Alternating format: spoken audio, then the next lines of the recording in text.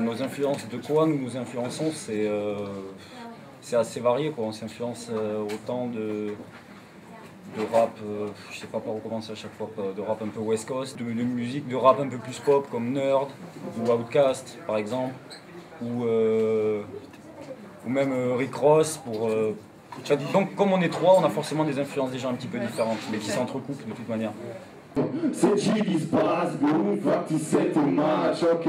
C'est G qui se passe, boum, facti 7 match. J'ai bien pris maîtrisé, en bas d'écrit maîtrisé. J'ai poussé des cris débridés, dans l'esprit débridé. J'aille la prod, j'en ai mec dans du cloud. C'est tellement gimmick que les gens me prennent pour un ventriloque.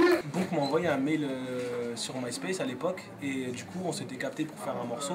Et ce qui s'est passé après, c'est qu'à la fin du morceau on était super fiers. C'était déjà un morceau un peu, comment dire, changeant de ce que moi je faisais d'habitude et de ce que Bonk faisait peut-être aussi avant, parce que c'était une prod 8 bits. Et du coup après on a commencé à faire un EP qui s'appelle Comme chez Watt. Et après ça, on a commencé à faire 2-3 scènes à gauche, à droite. Il y avait toujours JD Espace qui nous accompagnait. Donc du coup, au final, c'est devenu naturel pour nous de leur faire rejoindre le groupe. Et c'est là qu'en 2010, c'était parti à Paris. Tada! On reçoit des instrus de différents beatmakers.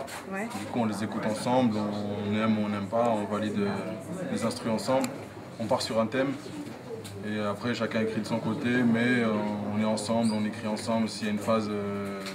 dont on n'est pas sûr, on demande à l'autre s'il valide ou pas. Non, on écrit quand même ensemble, mais chacun garde sa plume. Notre groupe il est plus basé sur le lifestyle, donc forcément c'est raconter sa vie, raconter quelque chose, mais on n'a pas forcément de message. Après peut-être qu'on va adopter une manière d'écrire ou un thème particulier pour vouloir faire passer quelque chose, mais ce sera sur un morceau, peut-être pas sur un album entier. Mais là pour l'instant c'est juste on raconte notre vie.